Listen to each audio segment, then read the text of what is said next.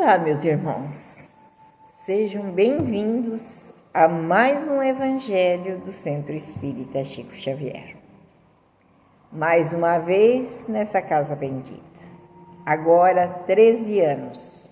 Ontem fez 13 anos em que ela foi aberta. Hoje nós vamos comemorar aqui no dia 3 de abril de 2025, 13 anos desse ponto de luz que se abriu para nós, onde há conforto, consolo e carinho por todos aqueles que aqui vêm. E carinho é o que a espiritualidade amiga nos dá nessa casa. Por isso a gente convida sempre a vocês estarem conosco. E fazendo esse evangelho, ele nos traz mais uma lição de Emmanuel. Porque a lição de Emmanuel nos faz pensar sobre as nossas petições. Principalmente, porque nós somos eternos pedintes, mas pedir, tudo bem, depende como pedimos, depende o que pedimos, depende o que nós estamos fazendo para que os nossos pedidos se realizem. E por isso que ele vem nos trazer, Emmanuel, a lição que se chama Auxílios do Invisível. Esse Auxílios do Invisível está no livro Caminho, Verdade e Vida, do nosso irmão Emmanuel, como nós dissemos, mas a psicografia é do nosso querido Chico. E vamos a ela. E sempre Emmanuel, quando ele traz uma lição, ele traz uma parte do Evangelho. E essa vez ele traz no Atos dos Apóstolos, no capítulo 12, versículo 10, o seguinte: E depois de passarem a primeira e a segunda guarda, chegaram à porta de ferro, que dá para a cidade, a qual se lhes abriu por si mesma. E tendo saído, percorreram uma rua, e logo o anjo se apartou dele. É a história de Pedro, quando Pedro sai da prisão. Os homens esperam ansiosamente o auxílio do plano espiritual. Não importa o nome pelo qual se designe esse amparo. Na essência, é invariavelmente o mesmo. Embora seja conhecido entre os espiritistas por proteção dos guias e nos círculos protestantes por manifestações do Espírito Santo, as denominações apresentam um interesse secundário. Essencial é considerarmos que semelhante colaboração constitui elemento vital nas atividades do crente sincero. No entanto, a contribuição recebida por Pedro no cárcere representa lição para todos. Sob as cadeias pesadíssimas, o pescador de Cafarnaum se aproxima-se do anjo do Senhor que o liberta. Atravessa em sua companhia os primeiros perigos na prisão. Caminha ao lado do mensageiro ao longo de uma rua.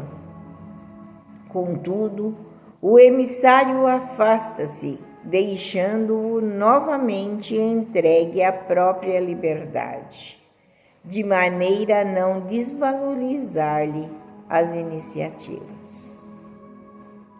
Essa exemplificação é típica. Os auxílios do invisível são incontestáveis e jamais falham em suas multiformes expressões no momento oportuno, mas é imprescindível não se vicie o crente com essa espécie de cooperação, aprendendo a caminhar sozinho, usando a independência e a vontade no que é justo e útil, convicto de que se encontra no mundo para aprender, não lhe sendo permitido reclamar dos instrutores a solução de problemas necessários à sua condição de aluno. Emmanuel é fabuloso nessa lição. Eu acredito que ele diz assim: ô moçada, nós estamos aqui para ajudar. Quem diz que não? Mas não fica só pedindo. Não é só pedindo, porque não adianta que nós faremos o que é realmente necessário para você. Porque o que você tem que caminhar sozinho, vamos dizer assim, os tombos que você tem que levar, esses você levará. Não adianta pedir para ele te livrar de algumas coisas que não serão libertados. E ele diz que a companhia desses instrutores, como ele diz, aqui a gente chama de guia, de protetor, de mentor, de anjo da guarda, de esses nossos irmãos que estão sempre nos amparando. E ele nos ampara não fazendo a nossa parte. Ele nos ampara fazendo com que nós possamos fazer a nossa parte da melhor maneira possível. Ele nos ensina, ele nos dá oportunidades, eles nos dão o caminho, como ele mostra a Pedro. Ele sai com Pedro da prisão, passa pelos guardas, passa pelo portão, que o portão se abre por si mesmo, quer dizer, não precisou que ninguém ordenasse, que ninguém fosse lá abrir. O portão abre por si mesmo. E de repente, ele caminha até ficar livre e de repente ele experimenta a condição de estar sozinho. Até porque, como diz aqui, para valorizar as suas iniciativas. Porque já pensou se Deus fizesse tudo para nós, se os nossos mentores agissem de maneira que eles fizessem a nossa parte? Então, não é assim que funciona, né? Nós precisamos fazer a nossa parte. Nós precisamos ter mérito pela nossa evolução, a evolução que aqui viemos fazer. Então, ele nos chama a atenção, que eles estão no nosso lado, numa hora de dor, numa hora de necessidade, numa hora de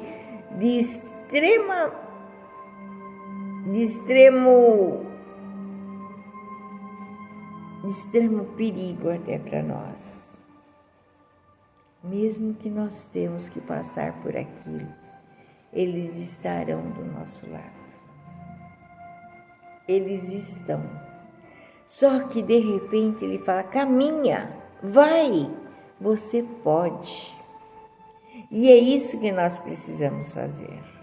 Caminhar com as nossas pernas, ter atitudes, tomar atitudes de seguir em frente, de resolver as questões que apenas nós podemos resolver. eles não irão resolver para nós. Nos negócios, eles podem nos ajudar, mas não fazer a nossa parte. Por isso, faça a sua parte. Percorra o seu caminho com alegria, sem reclamar porque os nossos irmãos não estão do nosso lado nos ajudando.